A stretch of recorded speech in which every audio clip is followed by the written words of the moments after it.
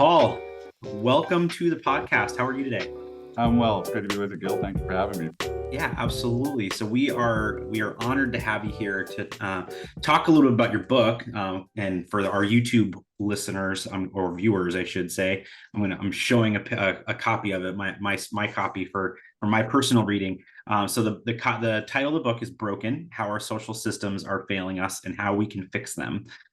This feels like a good follow-on to your prior book about students first and about the broken higher education system and kind of expanding into other areas. So I'm looking forward to hopping into this topic today. But before we even get into the book and we get into the key themes and the challenges, I would love for you to kind of introduce yourself to our audience, help them to understand how you got to where you are, why you write books on these topics, Yeah. and kind of what inspires you and keeps you going. So I come to this job. I've been at SNHU for 20 years now as president, and before that, 7 years as president of Marlborough College. And I come to this work really fueled by my own experience. And this sounds so schlocky to say these days, but of the American dream, which is I was an immigrant kid. First in my family to go to college, youngest of five. My parents had eighth grade educations. My mom worked in a factory until she was in her 70s, actually. My dad was a day laborer in construction sites. So come from a very modest background. When we immigrated to the US from kind of a hard scrabble farming village in rural Canada, kind of French Appalachia, if you will, the thing that completely changed the trajectory of my life was access to affordable, high quality higher education, post-secondary education. And how I got there in the path of having sort of great teachers starting, in first grade, and then all the way up through Mrs. Collins, my high school social studies teacher, who had a huge influence on me. But it was that path that made my two daughters, who are in their early 30s now, their life looks so different than the life of my parents. And the thing that made that possible was higher education. So I have this kind of unapologetically schmaltzy belief in the American dream. At the very same time, I fear the ways in which it's slipping out of the reach of too many people in the US, too many people who are left behind. So when I think about economic opportunity, I would tie it to social justice, individual opportunity. I come back again to the idea that higher education is probably the most powerful tool we have in this society. So that fuels the work. When people ask about SNHU and who we serve, I always say we serve the 45% of Americans who say they would struggle to come up with $400 for an unexpected car repair. Like they're that fragile. And it's hard, right? Because it doesn't take very much to knock them off track as students. So it's really important work. And when we're successful, it's transformative. I mean, I see it we have a graduation coming up, a fall graduation. We will have thousands and thousands of people flying into Manchester for graduation. We have 224,000 students now enrolled with us. So graduations are big. And the stories are amazing. If you don't mind, Gil, I'll just share my favorite one from last graduation, which was a story of a man who was from Mississippi, a very, very low income community. He drove an 18-wheeler, and at the end of his 14-hour shifts, because I think that's the legal limit for how long you can drive a tractor trailer in the US, he would, find a rest area and get as close to the building with Wi-Fi as possible. And he'd shut down his rig and he'd open up his laptop, and then he became a student. And last spring, he graduated finally. And now he's quit truck driving and he works as a drug and rehab counselor in his community. And he's making contributions to improve it. And he walks through the world differently as a college graduate, utterly transforming. Absolutely. Yeah. I think there's two key items that I want to focus on there from your story. One is remembering a high school teacher. To this day, I'm on the same page. I had Mr. Warren in my high school, who I had English classes with all 4 years at their various levels, and he was the teacher that I had at the senior banquet to present an award and that sort of thing. And I remember him saying, a semester without Gil Rogers is like a day without sunshine. And everybody kind of laughed because they kind of knew that I was always just taking his classes because I liked him so much. But you hold on to that, and the impact that those types of relationships can have are critical. The other is I think I'd love to kind of talk a little bit more about, and as it relates to students at SNHU, but just education in general, the really more of those opportunities and stories of kind of transforming student opportunities. I think that's one of the things that I like to say, and our listeners of this podcast are probably sick of hearing me talk about it at this point, but I call it the annual admissions hype machine that the higher education industry goes through. And it's because, the audience changes every year. From, if we're talking specifically about quote unquote traditional first year full-time enrollment, students from high school going to college, there's always the rankings conversation, and then there's the value of higher education conversation, and then there's the, I used to joke back before Twitter was on fire and turned into X, that on Twitter everyone would talk about the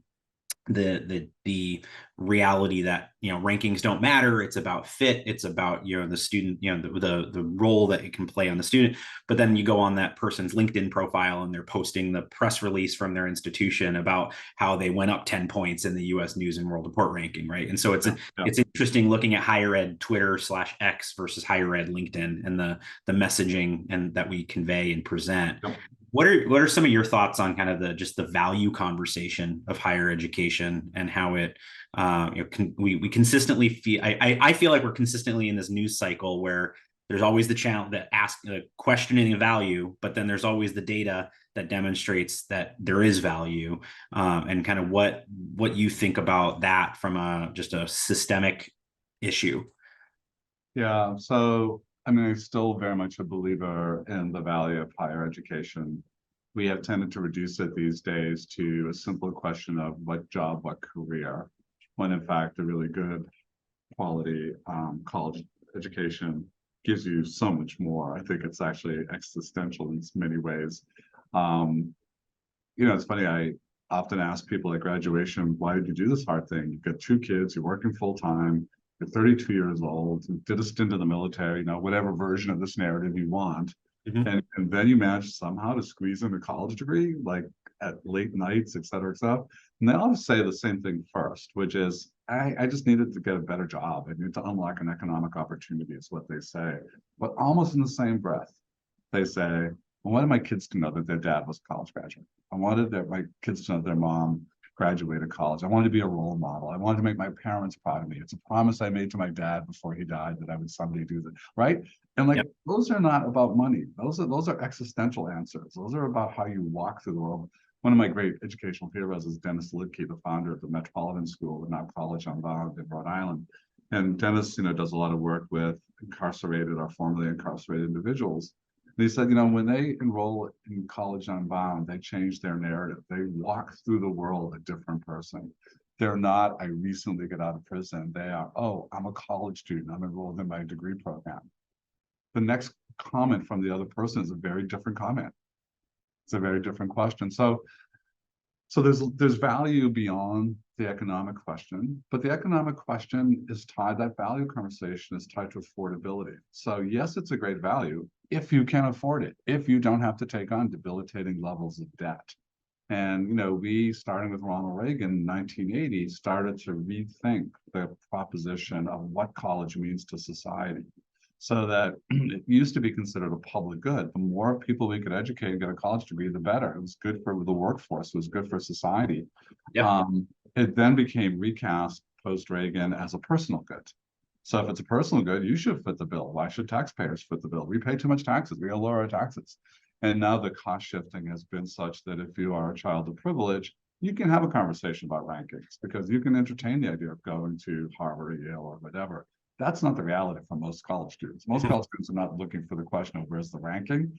Like, we have such a skewed public debate about higher ed that we are held hostage to fewer than 40 institutions out of 4,000 who actually play the game. And if you think about it, 50% of all students are educated in the community college system. The reality, there are many, many more open admission schools in the country, including SNHU, than there are highly selective or highly exclusive, if you prefer. So I think in some ways the conversation we're having around rankings and standings, it matters to a small percentage of the population. It isn't the great bulk of who goes to college. And for them, affordability and will this degree give me a hope of a good career And so both those questions are very much up in the air, and we're not answering them very satisfactorily right now. So on the first one, we know college is too far out of reach. I mean, the reality is 54% of Google searches for higher ed today are for non-degree programs. What people want is something that's shorter, because it's a privilege to take 4 years out of your life. Like, that requires a certain level of privilege. Right.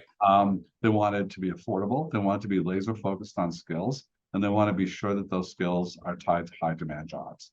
And with AI and the nature of work changing so dramatically, none of those old sure bets seem quite sure bets any longer. Like, where is the safe work? Like, where will I not be displaced? It's kind of an open question right now. So you have a lot of anxiety about cost and about the ROI in that sense. Will this actually thoughtfully nurture applicants, personalize retention efforts, and exceed fundraising goals with our Cadence engagement platform's text messaging solutions. Designed exclusively for higher ed by higher ed professionals, Cadence helps you engage your audiences with the perfect balance of AI and personal connection. We leverage an intuitively designed interface and easy-to-use texting templates so you can have targeted conversations or scale up to expand your reach. Our powerful smart messaging can respond automatically, exactly how you would. And to measure progress, track your campaigns with unparalleled reports and analytics. Effectively meet your community where they are as we proudly feature an industry-leading 95% read rate within 3 minutes. It's never been easier to make every message count. Yeah, and I mean, you mentioned it too. There's the skills component of education and the teaching someone how to do a job, but then there's also the ability to actually get a job and the things that you learn that are not necessarily just tied specifically to a specific task, but the interpersonal skills, the global thinking. These are all things that the value of education is not just triangulated around, does a student have a job within 6 months after graduation, right? And I remember as an admissions counselor, when I was running the road, for a small private school, that those are always the questions that we have to go around. Is like, it's not just about the job placement. That's a big part of it, right? You don't need, for sure. You're not going to just go to school just for because the ability to just go to school and just take courses because you want to is a position of privilege, right? It's more so about the ability to have a path to success. I remember, I brought up Mr. Warren. I'll bring my grandmother up next. I remember when I graduated from college, her message to me was, that piece of paper demonstrates that you finish what you start, right? And it doesn't matter what necessarily the degree is in, as much as now you can say, and like the stories that you tell about family members being able to just demonstrate to their family and to their kids and their colleagues, I finish what I start, and bringing that to the forefront. I think there's a lot of I always reserve the right to have you back on a future podcast to talk about Absolutely. But I want to get to for our podcast listeners, we're going to put links to both Students First and Broken in the episode notes, so that if you want to pick up a copy, you can go ahead and do that, because there's great reads and great insights. It's always great to have published authors on to kind of share a little bit about their story. It's interesting you mentioned about the last thing I'll mention about the student perspective on rankings and about careers. As I recently had Jeff Salingo on as a guest. And his one of his books, his original kind of view of his books were, from the lens of students considering those institutions. And one of the things that he shared on the podcast, and we'll put a link to that episode in the notes as well, so you can be in your nice little vicious circle of listening to past FYI episodes after current FYI episodes.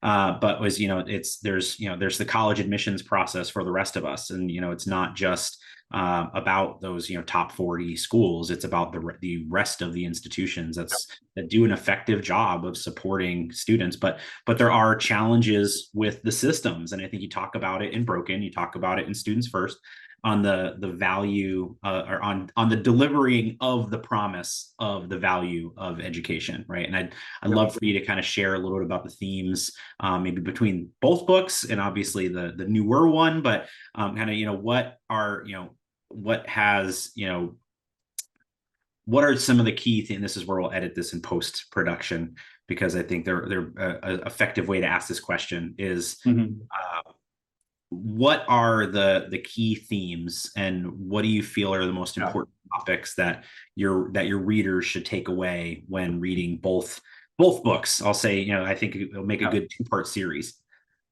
So it's funny. There's a bit of a backstory about the link or the relationship between these two books. So Students First came out in 2021. It was through Harvard Publishing, and I had contracted to do that book. I had a deadline. Let's say it was December 1st or something like that. And I'm a pretty fast writer, generally speaking, but I got really stuck. I mean, like slog, stare at the empty screen, stuck. And I couldn't figure out what was going on because it's not typical for me. And I was conscious of the days were clicking by, and I had this looming deadline to get the first draft to the publisher, the manuscript. And I realized that I was stuck on a question that wasn't meant to be part of the first book. And the question was, and I posed it to my wife one day when I came down during a break from trying to write. I said, the question really kind of obsessed with is, can higher ed learn to love its students again? And she kind of snarkily said, did it ever? I was like, actually, yeah. I mean, if love means feeling like you matter, the place invests time in you, it raises raises you up. It helps you help dream bigger dreams, all those things. Like, I felt loved as an undergrad. I'm still have a relationship with some of my undergraduate faculty, and I'm getting pretty old, so they're way older. But yeah, and I don't know if that's true anymore. And I was talking to a good friend who's a writer, and he said, well, why don't you answer the question? Like, if that's the question, can higher ed learn to love its students again? Answer it. And I was like, all right. So I thought I'll do a little writing exercise, get that out of the way, and then I can go back. And I started writing, and I didn't stop for days. I mean, like 14 hours, no lunch. My wife would bring me a cup of tea and a power bar. And it was just, I couldn't write enough. It was sort of draft chapter after chapter. And that, when I finished, I put it aside. And it later became the basis of Broken. And when I was able to put it aside, and pretty rough, by the way, I was able to go back to Students First, and I finished the draft in kind of record time. But I had to get that thinking, that question addressed, so that I could go back to the questions I was dealing with in Students First. So Students First is about system change. How do we rethink higher ed? How do we move away from the credit hour, which is a terrible foundation for how we think about education? How do we move to competency-based models where what you can do with what you know becomes more important than what you know? Because that's what employers really want to hear. What can you do with what you know? So that book is really a kind of analysis and a critique, and then a prescription for how we could rethink the system, if you will. It talks about assessment. It talks about how you build competencies. It talks about how you rethink financial aid policy. Broken actually widens the aperture, and it's less about the question of how do you reform a system like higher ed, to ask a bigger question, which is, why does it happen so often that systems of care, so systems of care for me are systems, social systems scaled, that are intended to lift people up, K-12, higher ed, healthcare, mental health, right? These are all systems that are meant to help you lift up, if you will. Why do those systems often come to dehumanize the very people they're supposed to be helping? Like K-12 dehumanizes youngsters all the time. I would argue higher ed does. You talked about the selective admissions process. Think about the psychological, emotional toll it exacts on young people who feel like that rejection letter is a vote on who they are as a human being, right? I mean, it's brutal. I was struck once when visiting my daughter, who went to a more elite selective school. So it was in Palo Alto. So it was, as you can guess, was Stanford for her graduate work. And as we were driving by Palo Alto High, I noticed there were crossing guards at the Caltrain stops. And it's like, why is there a person sitting in a chair? Like, why do you need a crossing guard? Like, when the train comes in. And she said, because they have them at the beginning and end of the school day because the number of kids who are throwing themselves in front of the train. Oh my gosh.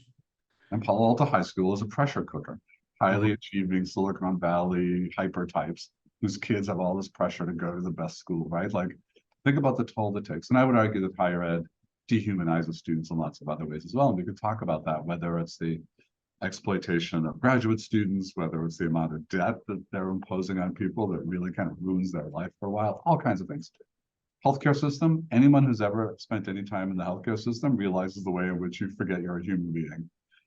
So there are lots of examples. So I set out to try to understand that and how to fix it. So I talked to psychologists and psychiatrists and sociologists. I talked to Greg Elliott at Brown to talk about this.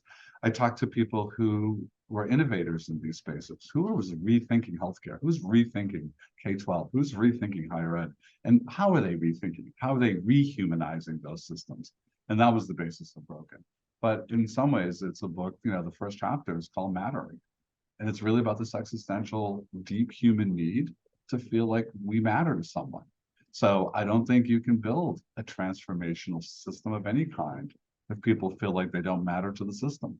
So you felt like you mattered in high school because there's someone who believed in you, Mr. Warren, right? And he was the person who you went back to again and again because you did matter to him. He knew you. He had a sense of who you were as a human being. That's what you needed in order to be successful.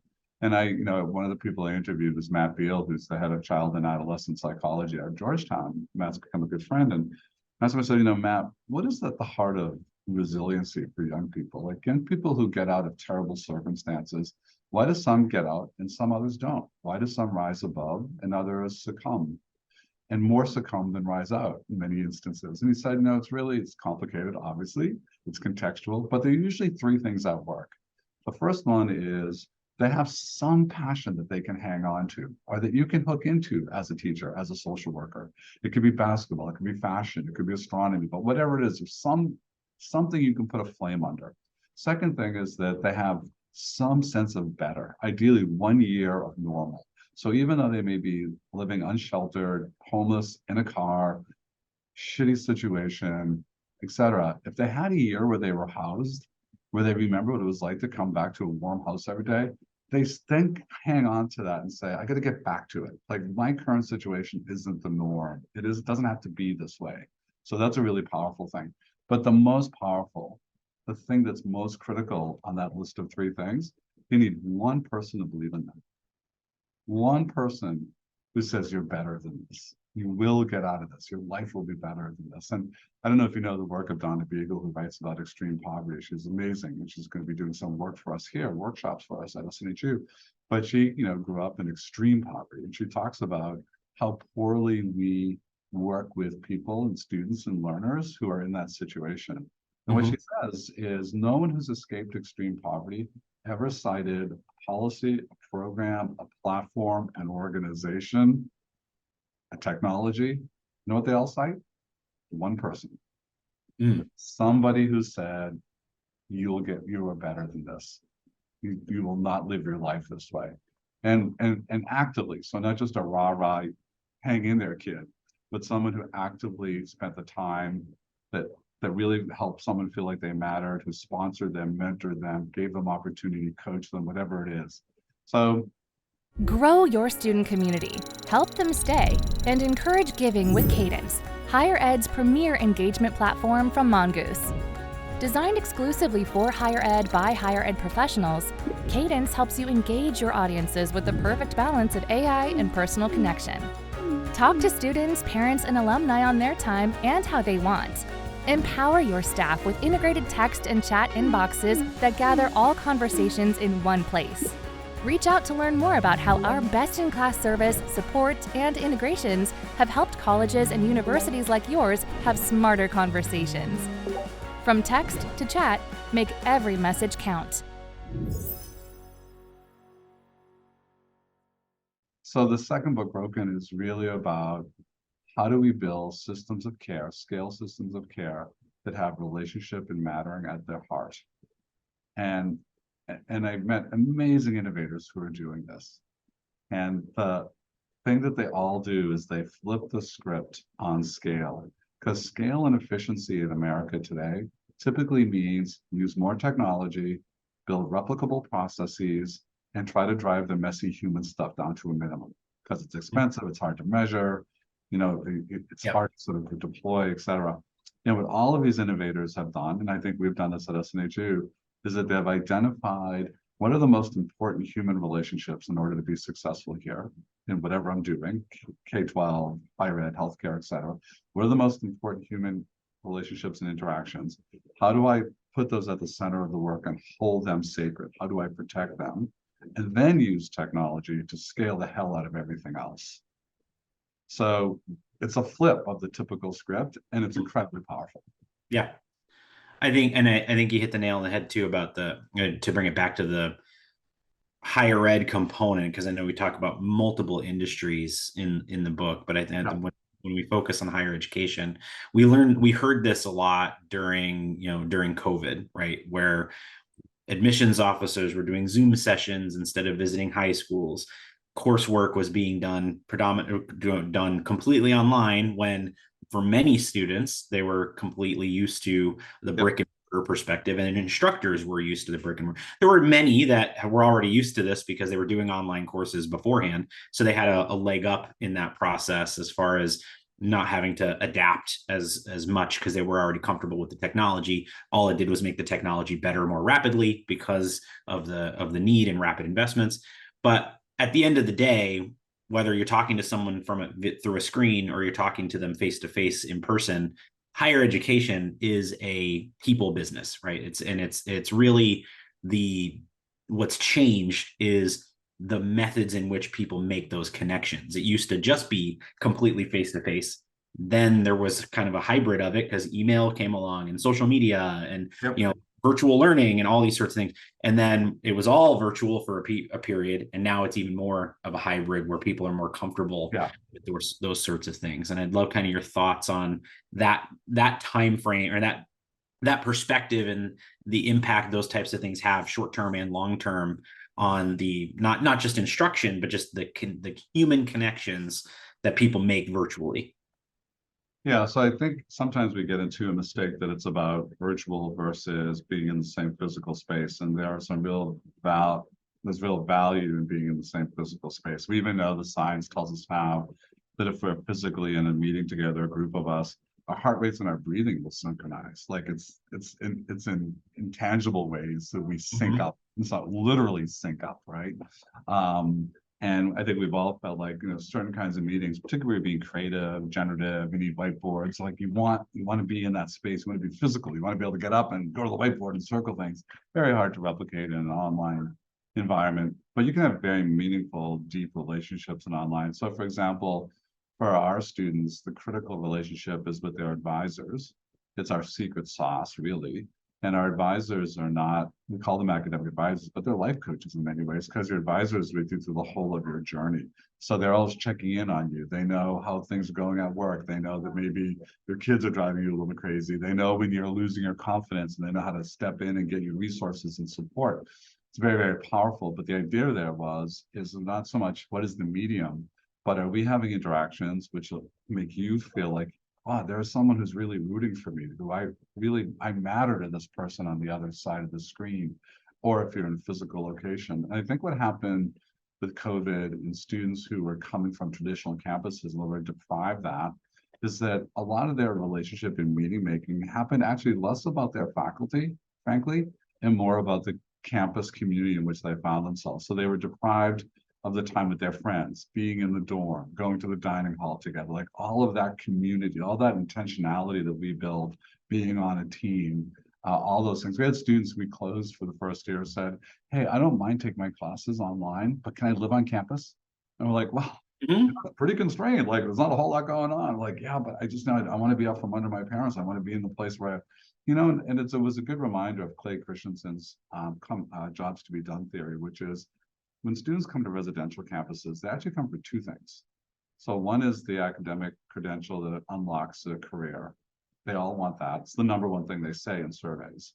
But the other big deal, the thing they come for, is this coming of age experience that's very uniquely American. It's a residential campus, an intentional community, where you get to fall in love, stay up till 2 a.m. talking about the meaning of life, volunteer for an organization, study abroad, see a part of the world, like open your eyes, right?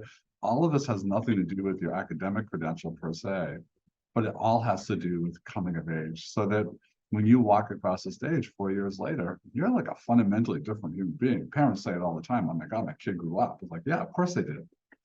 They became fully functioning or mostly functioning adults by the time they left. So COVID really upset that piece. And it was inordinately impactful on residential campuses where people were deprived of relationship in that way. Mhm. You know, for us, because we were already online, because we already knew how to build relationship, we went the other way. We grew by 45,000 students in the first 12 months of the pandemic, because people were moving to online, and we were pretty good at it. A lot of places weren't. A lot of places started to ask the wrong questions. And I would get calls from colleagues to say, hey, you guys do online. We haven't, and we have to make the switch. What do I have to think about? Like, what LLM should I be using? What LMS should I be using? What learning platform should I be using? And how do you think about assessments? Like, I think you're asking the wrong questions. The questions you need to ask are about, how do I make sure that my faculty are interacting with those students who need them more than ever? Like, the first question should not be, were you able to get into the discussion board? The first question should be, Gil, how are you? Are you okay? Is your family okay? Like, start with the stuff. And remember, the pandemic was scary. Mhm. How are you doing emotionally? How are you doing psychologically? Are you okay? Then you can talk about the schoolwork. So I think that what you saw during the pandemic was a very, very uneven experience of online education. Mhm. Students paid a price for it. Yeah. I think if we could, we didn't know what we didn't know at the time, but in retrospect, I suspect that we made a mistake in closing our campus for that first year. Because what we later learned is that young people actually didn't sort of suffer high degrees of mortality and the things that we were so afraid of. But what they did suffer was enormous impacts on their mental health. And I was talking to a good friend who's the head of a very large urban school system in the United States. She's superintendent. And she said that when we look back years from now, she's convinced the research will show that the schools that stayed open in those red states that I used to malign in the first year were probably making the right decision. That the learning loss and mental health impacts and adverse impacts on parents who couldn't then go to work, et cetera, was probably way outweighed any actual physical risk to young people that were going to school. All I would say in our collective defense is we didn't know. We were washing our frigging groceries, right? Like, Yes. we just didn't know. Yeah. But, And yeah. I remember, and because I was working at a company that did virtual events prior to the pandemic. And so, we grew astronomically during that time because admissions offices needed to move their admitted student days online because it happened right during that time. And that they needed to move college fairs online. They needed to move. And so from the enrollment side of things, that was the challenge. But from the personal side, my kids were in kindergarten and second grade. And there were some schools that were doing, synchronous learning, like sit at your laptop to your, second grader, and you had to be in front of your computer all day. We were fortunate that at least our school did an asynchronous type of an approach, which enabled my son to go outside and play between classes, not have to sit. So for this, even I think for the study, the data will show long term that there's those pieces too. So even the virtual learning, which has some benefits as well, when done at those different levels and focused on kind of, we already have a hard enough time getting kids to sit still when they're in school at that level, let alone at their house. When, I went upstairs at one point and my daughter was like yelling at my son because he was distracting her while she was on webcam and it was like, imagine that, like if they were like 25-year-olds in an office doing this, like this is, it's hard. Right. And so it was a hard time and everyone was kind of doing the best we could. But I think the lesson that's learned is that there are ways to do a hybrid approach, and there are benefits to the online component, but there are also benefits to the in-person elements outside of the classroom. Right. And so I think that those are things that we have to consider in the dome of the higher education world. That's and obviously that translates to corporate America. It translates to other places that long term, hopefully we're better for it because we learn lessons that we can apply and evolve, right? So thinking long term, obviously there's lots of conversations that around the role technology plays, and I feel like that's everything's old is new again. We've been talking about the role technology is going to play in education since technology started, right? And Wikipedia was going to change everything with higher education and blow up all these systems. Now it's ChatGPT is going to change and blow up all these systems. What are the next 5 to 15 years? I know that's a broad spectrum, so pick your range, I guess. That you think, obviously, in a perfect world, everybody takes all the lessons from your book and we continue to move in a positive direction across these different spaces. But what are your thoughts on the higher education space and the other areas that you cover?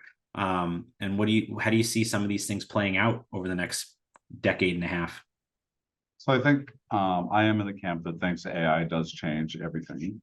I think it's going to be maybe the single and most important technology that humans have created. I think it's going to have enormous displacing impact on workforce. So what jobs look like in the future, what jobs go away, what jobs get created, how do jobs get altered, what jobs do humans do when we're no longer the preeminent entity on the planet when it comes to sheer declarative knowledge. These are like huge, complicated, it's going to take a long time to sort this out, but it's happening at ridiculous speed.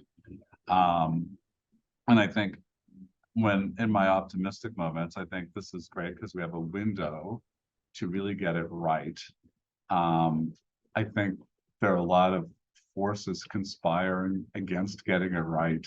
And I fear that we will see with AI what we saw with social media, which is kind of an unfettered, it creeped up on us. And the next thing you know, society went haywire because we got it so wrong. But when you look at the mental health crisis among young people today, 72% of young people report being extremely lonely. This is like off the charts. It used to be the elderly who were the most lonely people in our society. Yeah.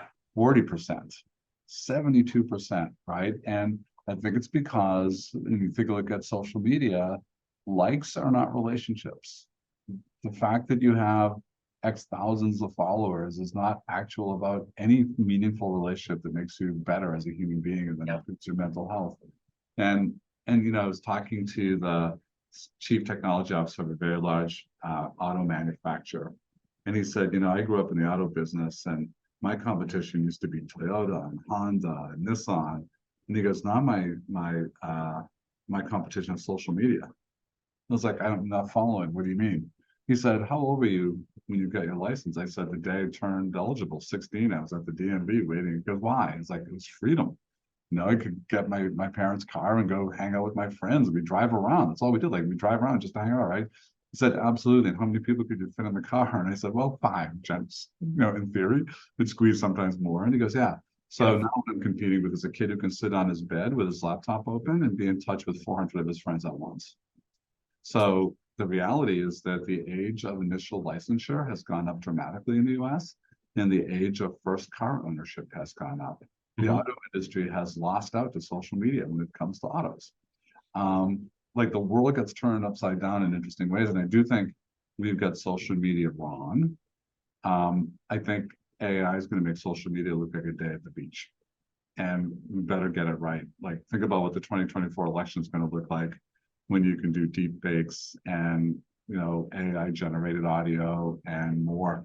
So that's my pessimistic view if we get it wrong. My optimistic view is that AI will allow us to move away from education as a question of what do you need to know to questions of how do you need to be. Like, George Siemens, who is, I think, the leading researcher on AI in education, has just joined our team as chief scientist working on this stuff with us, says, the shift is away from the epistemological questions of knowing to the ontological questions of being. Like, how are you, can you navigate relationship? Can you navigate culture? Can you navigate difference? Are you creative? Can you make, do you have sense-making abilities? Like, those are the things that AI will not be great at. So do I think lots of knowledge work jobs and our knowledge economy will go away? Absolutely. Do we need tons of human jobs? And I argue this in the book. Absolutely. We should be flooding our schools with amazing teachers and social workers and counselors. We should be rebuilding a mental health care system that's been absolutely decimated in this country. We need to be flooding our cities who are dealing with homelessness populations with counselors and drug rehab and more, right? Those are not jobs that AI can do, but they're not jobs of whole status or get paid very much in America. And I think that's a fundamental rethinking of what we value and what we will pay for, and how we think about work. And that's going to take us a while to sort through. It's going to be ugly in the meantime, but education, higher ed has a critical role to play in this.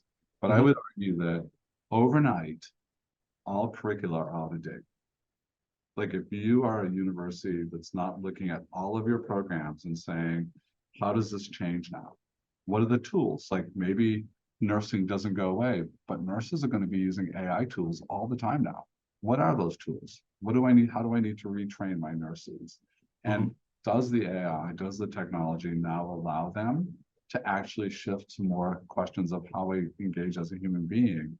Because so much more of the clinical nursing knowledge piece will be done by my AI assistant, who's always at my side.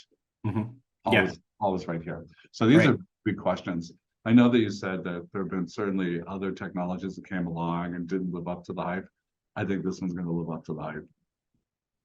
I'm with you in that camp for sure, and I think it's interesting when it's how quickly a cliche becomes a cliche. But the cliche is that AI is not coming for your job. A person who knows how to use AI is coming for your job. And I think I'm of the camp of, what, if we can build technology that allows us to all just enjoy being with each other and going and doing things, then by all means, let's figure out a way that makes that process happen. Right.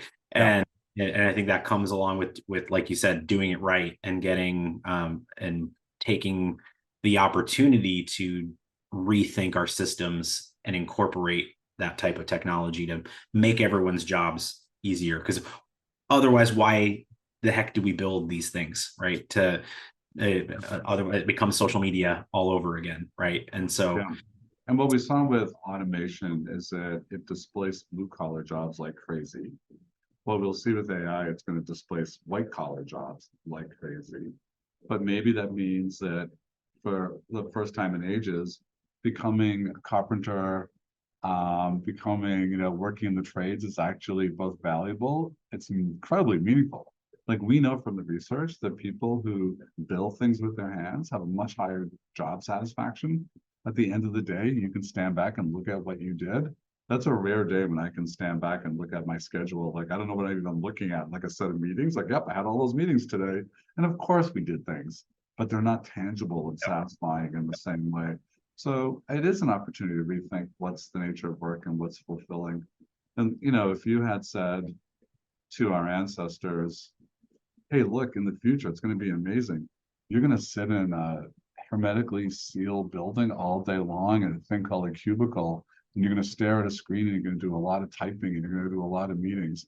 And that's going to be like all day. And every day you'll go and do the same thing. It's like, oh my God, that sounds like some version of hell. Like, these are, I think they're like movies like Office Space that, have gone a long way towards reminding us, like, there's a lot of knowledge work that's pretty awful. And if we can be free from that to do other things, but we have to be freed from that work to do meaningful things, because work really matters to us, right? Like, what kinds of work, what kinds of things will we be free to do? And how do we know we'll be able to take care of our families in that as well? Because I'm not a fan of universal basic income. I think it's only enough to stop people from having a revolution. It's never enough to have rich lives. So how do we think about work and rethink what we pay for in work? Yeah. Well, Paul, thank you so much for joining us today. We could keep going on and on, but we only have so much time on the pod. As I said before, I reserve the right to have you back on for my pleasure, Gil. Conversations. Yeah. One last book, or one last plug. Again, the book is Broken: How Our Social Systems Are Failing Us and How We Can Fix Them. And as I mentioned, I'll hold it up for our YouTube. Thank you so much, Gil. Appreciate that. And the other book that I call it, it's a two-part set at this point, is Students First: Equity, Access, and Opportunity in Higher Education, both by Paul LeBlanc. So Paul, last item is yours. I'll leave it to you to let people know how they can get in touch with you, any other thoughts you want to share, and then we will take it home from there. Yeah, so easy to reach. It's just, p.leblanc@snhu.edu. It's the same email convention, and I'm on the road a lot these days doing book talks, and that's been a delight, and getting to have conversations like this one with you, Gil. So yeah, happy to. And there's something called the President's Corner on the SNHU website, which is a blog post, and I do a periodic top pick, what I'm listening to, what I'm reading, what I'm watching, and those have been popular as well. So lots of ways to connect. Your own little version of the Oprah Book Club. Exactly. Awesome. Well, thank you so much, Thank Paul. you. Again. We appreciate it. And for our listeners, we will see you next time on FYI. Bye. All right, Gil. Thanks so much.